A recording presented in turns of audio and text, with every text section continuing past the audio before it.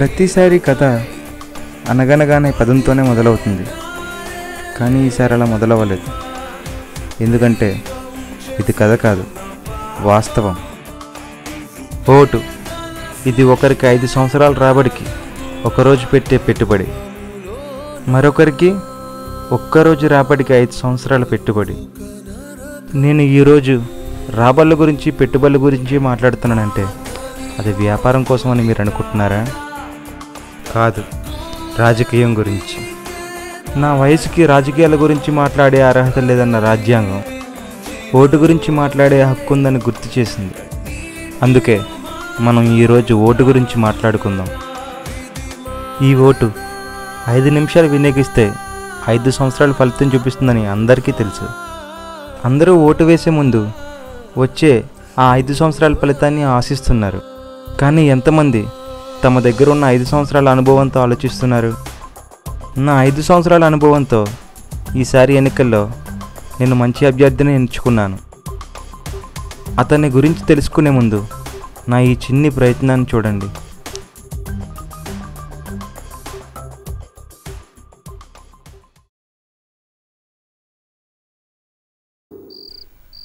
ఇదిగో ఇక్కడ భూమిపై మనం నడుస్తున్నామా లేక భూమి మన క్రింద నుంచి వెళ్ళిపోతుందా అని అనుమానంతో నడుస్తున్నట్లున్న వీడి పేరు సోమనాథం. వీడికి బాగా తెలిసిందేంటంటే ఏమీ తెలియదన్న పదం. వీడి భారీ బుర్రతో ఎవడికి ఓటు వేశాడో తెలుసుకుందాం పదండి. Hello boss.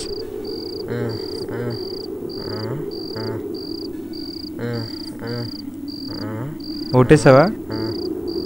వేశాను. ఎవరికి వేసావు? ఎవరికి గుర్తులేదు. ఈ పేపర్లో చూసి చెప్పు.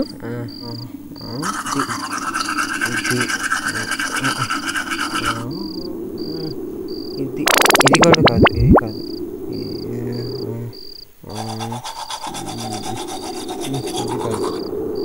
ఇదే ఇదే దీనికి వేసాను. దీనికే లేదు, దీనికి వేసాను. దీనికే. సరే తమ్ముడు, మంచిది. ఈ ప్రపంచంతో సంబంధం లేనట్లు దిక్కులు చూస్తున్న వీడి పేరు నాగముని బనానా. బనానా అంటే పండోకాయ అనుకునేరు. ఈ ఒక్కసారికి ఇదే వీడి కులం. వీడి కులం గురించి కళ్ళు గురించి తప్ప ఇంకా దేని గురించి ఆలోచించడు. ఒకసారి వీడి వైపు లుక్ వేద్దామా? హలో అన్న, ఓటేసావా? వేసాను. ఎవరికి వేసావు? వాళ్ళకు వీళ్ళకి వేసుకోవడం మాకంటి వాయి మా మనిషి నిలబడ్డాక మా కొడుకులంతా వాడుకో ఓటేసాం. ఓకే గురు, మళ్ళీ కలుద్దాం. తాగితే మరిచిపోగలను కానీ తాగనివ్వరు, మరిచిపోతే తాగగలను కానీ మరువనివ్వరు అనే డైలాగ్కి సింక్ అయిపోయినట్లు నడుస్తున్న వీడి పేరు అప్పారావు. సింపుల్గా చెప్పాలంటే ఎలక్షన్ టైంలో మందు సునామీ వీళ్ళంటి వాళ్ళని సెలక్షన్ చేసుకున్నట్లే. మరికి చూద్దామా వీడి కథ. హలో అన్న, ఓటేసావా? వేసానన్నా. ఎవరికి వేసావు? ఇంకెవరికి వేస్తామన్నా? రాత్రి అంతా మందు పెట్టి కడుపు నిండా బిర్యానీ పెట్టి ఖర్చుకు 2000 ఇచ్చారు. కాబట్టి ఇంకెవరికి వేస్తామన్నా? నేను కూడా డబ్బు మందు బిర్యానీ ప్యాకెట్ ఇస్తే నాకు ఓటేసేస్తావా? నీకు కూడా ఏంటన్నా, నెక్స్ట్ టైం 3000 నీకే వేస్తాను. సరేనా, మళ్ళీ కలుద్దాం. ఇక్కడ వీడి బ్యాక్ చూసి ఫ్రంట్ ఇంకా హైలైట్గా ఉంటుందేమో అని ఎక్స్పెక్ట్ చేయకండి. వీడిలో వీడి బ్యాకే హైలైట్, అందుకే దాంతోనే ఎంట్రన్స్ ఇస్తున్నాడు. వీడికి వీళ్ళ ఆవిడి కంటే ఇష్టమైనది వేరే ఉంది, అదే వీడి పార్టీ. ఇక పదండి, దాని గురించి తెలుసుకుందాం. హలో బాస్, ఓటేసావా? బాస్ ఎవరుందా? ఏంద్రా టీవీ కెమెరా కనబడలే? మామూలుగా అడుగుతున్నా. ఓహో, పార్టీ కోసం 2 సంవత్సరాలు పనిచేస్తున్నాను. నేను పార్టీ ఎదగలని ఎంత కృషి చేస్తున్నాను. అలాంటి పార్టీకి ఓటేకన్నా ఉంటానట్రా. ఆ పార్టీకే ఓటేసా. హ్యాపీ పార్టీ మరి. సరేనా? సరే అన్న, మళ్ళీ కలుద్దాం. ఇదిగో ఇక్కడ బైక్పై స్పీడ్గా వస్తున్నాను ఫీల్ అయిపోతున్న వీడి పేరు రాంబాబు, సాఫ్ట్వేర్ ఇంజనీర్. సాఫ్ట్వేర్ భూమి పోయినా ఈ బాబు మాత్రం భూమి పైన మనతోనే మిగిలిపోయాడు. మరి వీడి ఓటు ఎలా వినియోగించుకున్నాడో తెలుసుకుందాం పదండి. హలో బాస్, ఓటేసావా? వేయలేదు. ఎందుకు? చూడు బాస్, నా దృష్టిలో ఓటర్ కార్డ్ అంటే ఖాళీ సిమ్ములు కొనుక్కోవడానికి, ఇతర అప్లికేషన్ జతపరచుకోవడానికి తప్ప దేనికి పనికిరాదు. ఆయన ఈ రోజుల్లో ఓట్లు, రాజకీయాలు, ప్రజలు అంటే ఎవడు తిరుగుతాడు చెప్పు. ఒక్క 2 నిమిషాలు అడ్డు తప్పుకుంటే నేను వెళ్ళిపోతాను.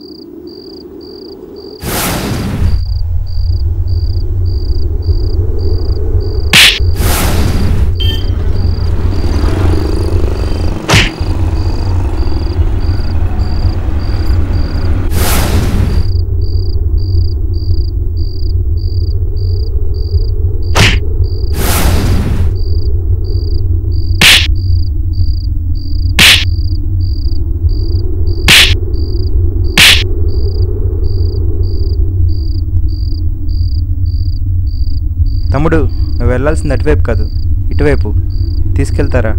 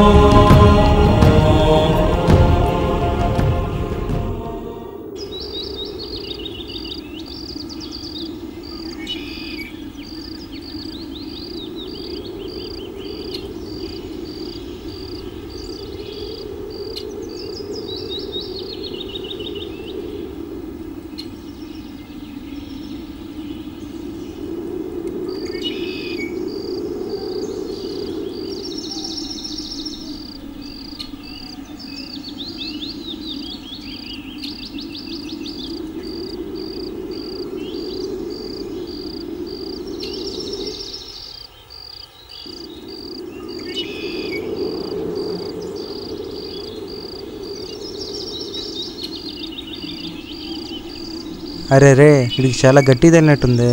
ఏంటి కొట్టావా? అవును. ఎందుకలా కొట్టా? నా దగ్గర మత్తు మందు కొనే డబ్బులు లేవు, కొనే ఉద్దేశం కూడా లేదు. అయితే కొట్టేస్తావా? నాకు అలా కొట్టడం వచ్చు. ఓ మనిషిని ఇలా కొట్టి కిడ్నాప్ చేయడం నేరం, అన్యాయం. అందుకే వాని స్టైల్ మార్చి కొట్టాను. ఏంట్రా అలా చూస్తున్నావు? నువ్వెంతావు నీ తెలుసా? జస్ట్ ఆఫ్ తాగినన్నా. జస్ట్ ఆఫ్ తాగావా? ఫస్ట్ నేను ఒకటి కొట్టా, నీ మందుకి ముందు నా దెబ్బకి అస్సలు చాలా. సెకండ్ టైం ఇంకోసారి కొట్టా, అయినా నీకు స్ప్రో ఉంది. థర్డ్ టైం లాగా తీసుకొట్టా, అంతే. ఊరికన్నా నువ్వు నన్ను కొట్టడం ఏంటి? నా మొహం చూడు, ఇంకా పువ్వులాగే ఉంది. నీ పేరేంటన్నా? అప్పారావు అయ్యా. చూడప్పారావు, నువ్వు ముందునున్న పువ్వే చూసుకుంటున్నావు కానీ వెనకపోతున్న బ్లడ్ చూసుకోవట్లేదురా.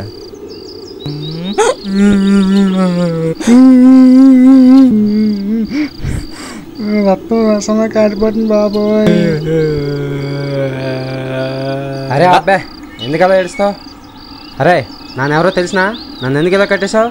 నాన్న ఒక ఫోన్ కానీ చేస్తే పార్టీ మొత్తం ఇక్కడ ఉంటుంది. మర్యాదగా నన్ను వదిలేరా?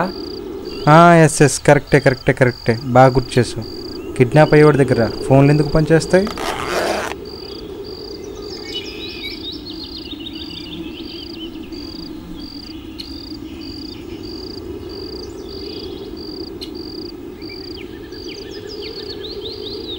ఏనా డమ్మీసెల్లా ఆన్ అవ్వట్లేదు? ఛార్జింగ్ పెట్టడం మర్చిపోయాను.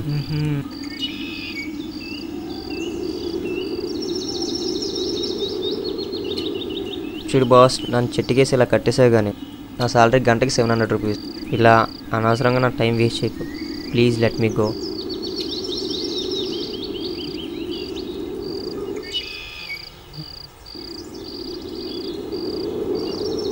నువ్వు నన్ను ఎందుకు కిడ్నాప్ చేసావో తెలియదు కానీ ఒక గవర్నమెంట్ ఎంప్లాయీని కిడ్నాప్ చేయడం తప్పు. నువ్వు చట్టం నుండి తప్పించుకోలేవు. మర్యాదగా నన్ను వదిలే, నీకు శిక్ష తగ్గించేలా చేస్తా. ఓహో, ఇప్పుడు నేను వదిలేస్తా. ఒక గంటలో నీ జాబ్కి రిజైన్ చేసి ఇచ్చేస్తావా? ఎందుకంటే గవర్నమెంట్ ఎంప్లాయీని కిడ్నాప్ చేయడం తప్పు కదా.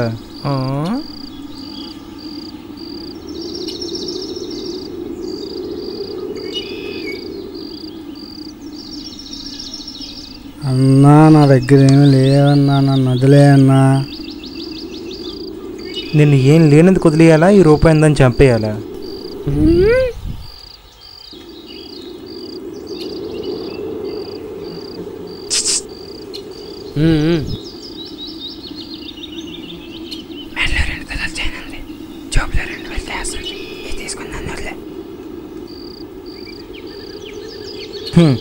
ఇంకా ఎంతకాలం రా భారతదేశాన్ని డబ్బు అనే పదంపై నడిపిస్తారు?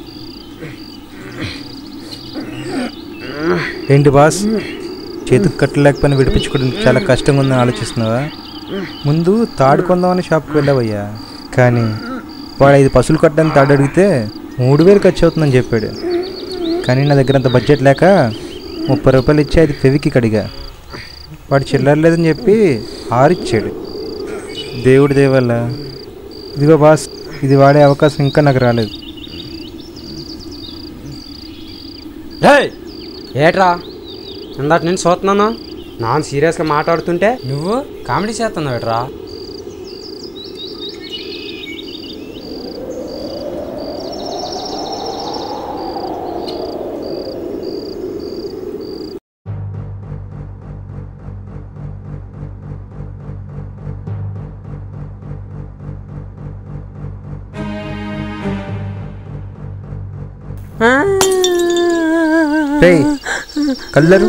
కళ్ళు తెరవరా?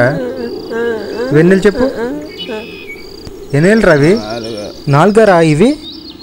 ఫస్ట్ నీతో స్టార్ట్ చేద్దాం అనుకున్నాను రా. నీకు మందికి ఇంకా దిగలేదు, మళ్ళీ వస్తాగు. సరే నువ్వు చెప్పు, ఏంటి? ఎవరికి ఓటేసావని అడిగితే నీ క్యాస్ట్ వాడికే ఓటేసానని చాలా గర్వంగా చెప్పుకున్నావు. అదే క్యాస్ట్ పిచ్చితో రేపు ఆడు ఎలక్షన్లో గెలిచి నీ క్యాస్ట్ వాళ్ళకి ఉద్యోగాలు రాయితీలు ఇస్తే భారతదేశంలో టాలెంట్ ఉండి కూడా ఉద్యోగాలు రాని వారి పరిస్థితి ఏంటి? అందులో నేను ఒకడిని. వీళ్ళందరికీ ఉద్యోగాలు రాకపోవడానికి మెయిన్ మూల కారణం నీలాంటోలే.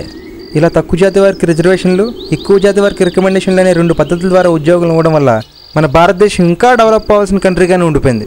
పొరుగు దేశాలు చూడు, టాలెంట్ అనే బేస్ మీద ఉద్యోగాలు ఇవ్వడం వల్లనే వాటి వెనక మనం పడుతున్నాం. మనకి టాలెంట్ ఉండి సరైన ఉద్యోగాలు రాక పొరుగు దేశాలకు వలసిపోతున్నాం. మన దేశానికి ఉపయోగపడాల్సిన మన తెలివితేటల్ని పక్క దేశ అభివృద్ధి కోసం వినియోగిస్తున్నాం. దానికి కారణం నీలాంటి వాళ్ళే, నీలాంటి కులపిచ్చి ఉన్న వాళ్ళే.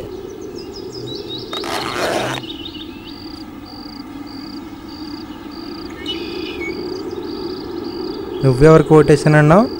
ఎవరికి వేయలేదని చెప్పాను కదా boss. Yeah yeah yeah yeah చెప్పావుగా. వాటర్ కార్డ్ అంటే ఖాళీ సిమ్ కొనుక్కోవడం తప్ప దేనికి ఉపయోగపడదని. అవును బాస్, నేను వాళ్ళగా మందు కోసమో, కులం కోసమో, పార్టీ కోసమో ఓటు వేయలేకపోయాను. అయినా వాళ్ళ వల్ల తప్పు జరిగే అవకాశం కానీ నా వల్ల తప్పు జరిగే అవకాశం లేదు కదా బాస్. ఏంటి, వాళ్ళంత నష్టం నీ వల్ల లేదా? వాళ్ళకన్నా ఎక్కువ నష్టం నీ వల్ల జరుగుతుంది. వాళ్ళు తెలుసో తెలియకో ఒకసారైనా మంచి అభ్యర్థిని ఎన్నుకోవచ్చు, కానీ నీ వల్ల ఖచ్చితంగా నేర చరిత్ర ఉన్న అభ్యర్థి ఎన్నుకోబడుతున్నాడు. నువ్వు ఓటు కార్డు తీసుకుంటావు కానీ ఓటు అయ్యావు. నీ వల్ల డబ్బులు కక్కుర్తుపడే ఏ రౌడీగాడో ఓటుకింతని మాట్లాడుకుని రెగ్గింగ్ చేస్తాడు. దానివల్ల ఖచ్చితంగా నేర చరిత్ర ఉన్న వ్యక్తి మాత్రమే గెలుస్తాడు. నువ్వు ఓటర్ కార్డు అంటే ప్రూఫ్కి మాత్రమే అన్నావుగా, దానికోసం ప్రభుత్వానికి 40 రూపాయలు ఖర్చు అవుతుంది. అది నీ వల్ల జరిగే నష్టానికి ఎక్స్ట్రా బోనస్. నీకు నిజంగా ఈ కులు రాజకీయాలన్నీ చూడడం ఇష్టం లేకపోతే బ్యాలెట్ బాక్స్లో ఉన్న ఆల్ రిజెక్ట్ బటన్ నువ్వు నొక్కాలిగా. మరెందుకు నొక్కలేదు? నిర్లక్ష్యం. ఇలాంటి చదువుకున్న వాళ్ళు నిర్లక్ష్యం వల్లే మనం ఇంకా దరిద్రాన్ని అనుభవిస్తున్నాం, దానికి తగిన మూల్యాన్ని చెల్లిస్తున్నాం.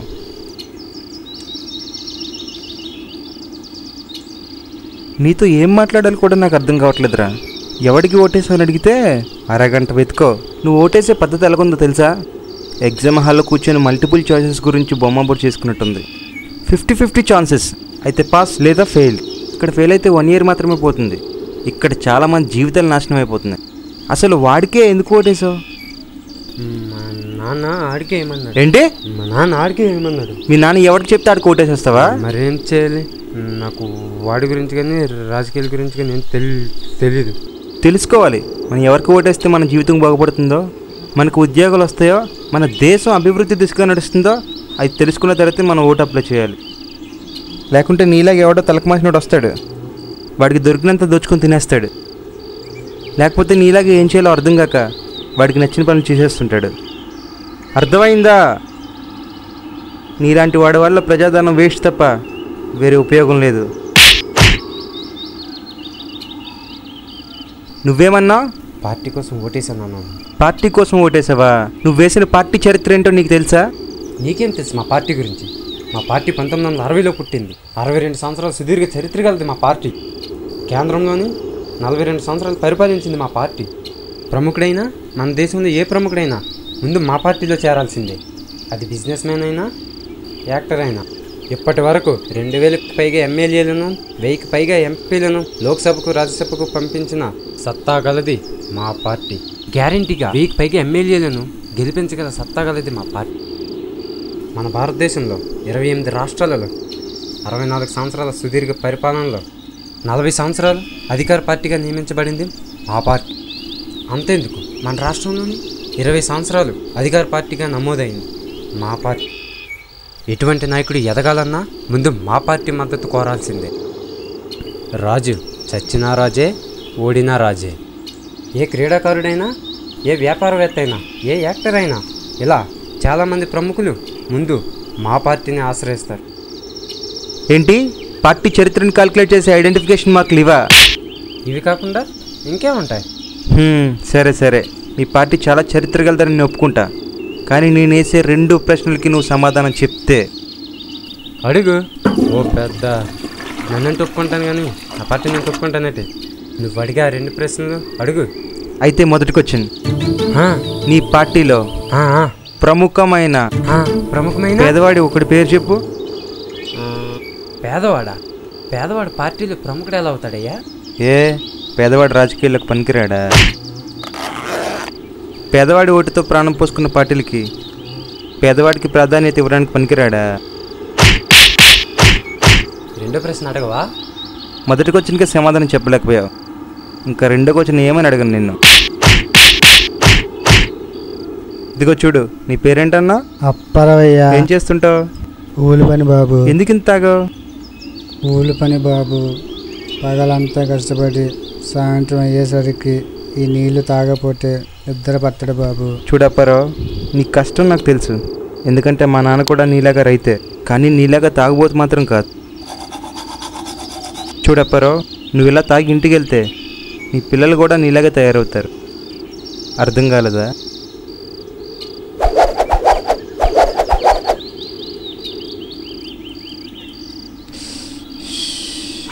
చూడప్పారావు, నాకు ఒకటి అర్థమైంది. ఇప్పుడు నీకేం చెప్పినా అర్థం కదని విషయం, కానీ నీకు ఒక్కటి చెప్తాను. 2000 రూపాయలకి ఒక బిర్యానీ ప్యాకెట్కి నువ్వు అమ్మేసింది ఏంటో నీకు తెలుసా? నీ భవిష్యత్తు, నీ పిల్లల భవిష్యత్తు, నా భవిష్యత్తు, ఈ ప్రజలందరి భవిష్యత్తు.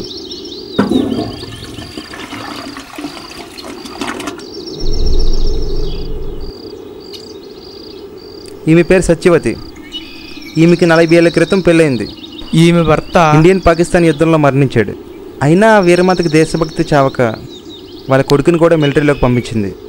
భారత సేవ కోసం వెళ్ళిన ఆ కుర్రాన్ని కూడా యుద్ధం బలి తీసుకుంది. 2 వీరులకి తెల్లైన ఆమెకు ఇప్పుడు ఒకరి అండదండ కూడా లేదు. ఆమెకు వచ్చే పెన్షన్ కూడా ఆమెకి అందడం లేదు. ఆమె ఇప్పుడు రోడ్లపై యాచనే వృత్తిగా బతుకుతుంది. దానికి కారణం అవినీతి మంత్రులు, అవినీతి అధికారులు.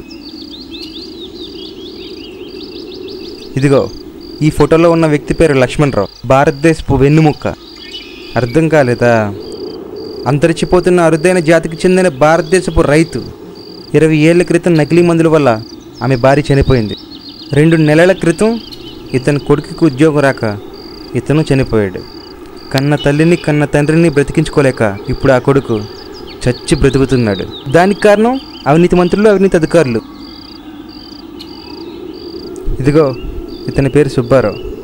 50 ఏళ్ల క్రితం చెప్పులు కుట్టడం మొదలుపెట్టాడు. అప్పుడు మొదలెట్టిన ముహూర్తం బాగుంది అనుకుంటా.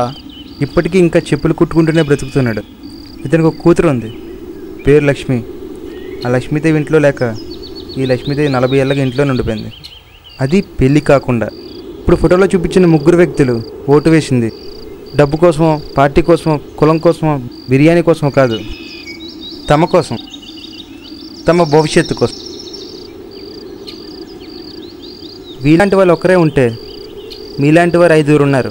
అందుకే వీళ్ళలాంటి వాళ్ళ ఓటాకుకి వాల్యూ లేకుండా పోతుంది. వీళ్ళ కళ్ళల్లో ఇప్పటికీ ఒకటే ఆశ, నిజాయితీ గల నాయకుడు వస్తాడు మమ్మల్ని ఆదుకుంటాడని. కానీ వాళ్ళకి తెలియదు కదా నిజానికి అబద్ధానికి ఉన్న తేడా. నిజానికి అవినీతి పుట్టింది అవినీతి మంత్రుల్లోనో అవినీతి అధికారుల్లోనూ కాదు, అవినీతి ఓటర్లలో. అందుకే అవినీతి ఓటర్లను లేకుండా చేస్తే అవినీతి అంతమైపోతుంది కదా. అయితే ఈ మాత్రానికే కిడ్నాప్ చేసి చంపేస్తారా? మరి మీ వల్ల నష్టపోయిన వారికి మీరే న్యాయం చేయాలి కదా. ఎవరు సార్ మా వల్ల నష్టపోయింది? ఎవరా ఎందుకు, నేనే నష్టపోయాను మీ వలన. మా వల్ల మీరు నష్టపోయింది సార్. చెప్తాను.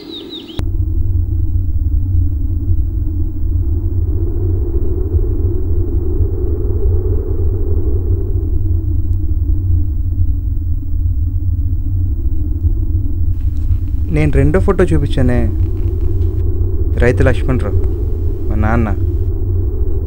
నాకు 12 సంవత్సరాల వయసు ఉన్నప్పుడు మా నాన్న పంట వేశాడు. మా అమ్మకు జ్వరం వచ్చింది. నకిలీ విత్తనాల వల్ల ఆ పంట చేతికి రాలేదు, నకిలీ మందుల వల్ల మా అమ్మ ఇంటికి రాలేదు. మా నాన్నని చూస్తే నవ్వు వచ్చింది. ఎందుకంటే ఈ అవినీతి ప్రభుత్వంపై ఆధారపడ్డాడని. కాలం గడిచింది. నాకు ఎలక్ట్రికల్ ఇంజనీరింగ్లో ఫస్ట్ ర్యాంక్ వచ్చింది. దానికి బదులుగా మేము పంట వేసిన పొలం పోయింది. ఉద్యోగం కోసం ప్రయత్నించా. గవర్నమెంట్ జాబ్కి 15 లక్షలు, ప్రైవేట్ జాబ్కి 6 లక్షలు అని రేట్ ఫిక్స్ చేశారు. చేసేదేమీ లేక అసలు ఏమీ చేయలేదు. ఈసారి మా నాన్నకి జ్వరం వచ్చింది. నా కోసం ఒక యంత్రంలా పనిచేశాడు కదా, రిపేర్ కోసం 15 లక్షలు పెట్టుబడి పెట్టమన్నారు. లేదా లోకల్ ఎమ్మెల్యే రికమెండేషన్ సంతకం తీసుకురామన్నారు. రికమెండేషన్కి వెళ్ళాను ఎమ్మెల్యే దగ్గరికి. 15 లక్షలు బేరం కదా. ఎమ్మెల్యే పర్సనల్ ఫండ్గా 2 లక్షలు అడిగాడు వాడి పిఏ. నాకున్న 1 కిలో అమ్మేసి 2 లక్షలు పట్టుకెళ్ళా. ఇదిగో అయితే మా నాన్న ప్రాణం. 2 లక్షలు తీసుకొని హాస్పిటల్కి వెళ్ళాను. కానీ మా నాన్న అప్పటికే చనిపోయి ఉన్నాడు. కానీ మా నాన్న నా వైపు చూసి నవ్వుతున్నాడు. నువ్వు కూడా చేతకాని వాడివేరా, ఈ అవినీతి ప్రభుత్వంపై ఆధారపడ్డావు అని అన్నట్లు. నాకు కోపం వచ్చింది. మా నాన్న చూసి చంపేద్దాం అనుకున్నాను. మా అమ్మకి కల్తీ మందులు ఇచ్చిన డాక్టర్ని, ఆ మందులు ఇష్యూ చేసిన అధికారిని, ఆ కాంట్రాక్ట్ తీసుకున్న కాంట్రాక్టర్ని, ఆ కాంట్రాక్ట్పై సంతకం చేసిన మంత్రిని, నా ఉద్యోగం కోసం లంచ్ అడిగిన అధికారిని, మా నాన్నకు చావు కారణమైన హాస్పిటల్ మేనేజ్మెంట్ని, నా నుంచి లంచం తీసుకున్న ఆ పియని, నా కుటుంబం నాకు దక్కకుండా చేసిన ప్రతి ఒక్కరిని, వీళ్ళందరినీ అమ్మవారి జాతరలో పోతుని బలిచ్చినట్లు నరికేద్దాం అనుకున్నాను. కానీ చివరి క్షణంలో ఒక్క క్షణం ఆలోచించాను. వాళ్ళు చేసిన దాంట్లో తప్పేం కనిపించలేదు. ఎందుకంటే వీళ్ళంతా చేసింది వ్యాపారం. వాళ్ళు ముందు పెట్టుబడి పెట్టారు, ఆ తర్వాత లాభాన్ని పొందుతున్నారు. ఆ కాంట్రాక్టర్ మంత్రి దగ్గర పెట్టుబడి పెట్టాడు, ఆ మంత్రి జనాల దగ్గర ఓట్ల కోసం పెట్టుబడి పెట్టాడు. నీలాంటి వాడు ఓటు వేయకపోతే రిగ్గింగ్ చేయించడానికి పెట్టుబడి పెట్టాడు. నీలాంటి వాళ్ళ పార్టీ కోసం పని చేయడానికి పెట్టుబడి పెట్టాడు. నీలాంటి వాళ్ళ కులం అనే మాటపై నిలబడడానికి పెట్టుబడి పెట్టాడు. నీలాంటి త్రాగుబోతుల మందు బిర్యానీ కోసం పెట్టుబడి పెట్టాడు. ఇప్పుడే నాకు అర్థమైంది, నేను చంపాల్సింది అవినీతి అధికారుల్ని, అవినీతి మంత్రుల్ని కాదు, అవినీతి మూలాల్ని. అందుకే మిమ్మల్ని చంపేస్తున్నాను. మీలో ఏ ఒక్కరూ మీ బాధ్యతను సక్రమంగా నిర్వహించినా మా అమ్మ బ్రతికేది, మా నాన్న బ్రతికేవాడు, నాకు ఉద్యోగం వచ్చేది, సత్యవతమ జీవితం బాగుండేది, సుబ్బారావు కూతురికి పెళ్ళయ్యేది. అవును, తప్పు చేసాం, దానికి చంపేసుకోవడం అవసరమా?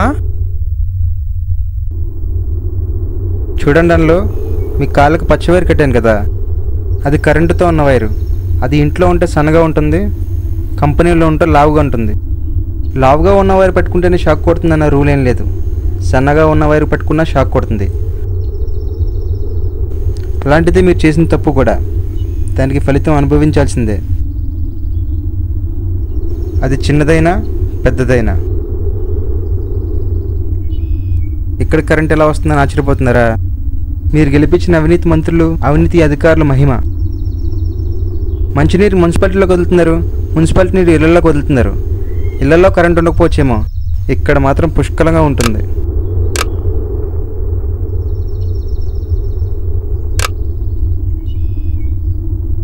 మీరేమైనా చెప్పాలనుకుంటున్నారా? అవును మేము తప్పు చేసాం, ఒప్పుకుంటాం, మమ్మల్ని క్షమించండి ప్లీజ్.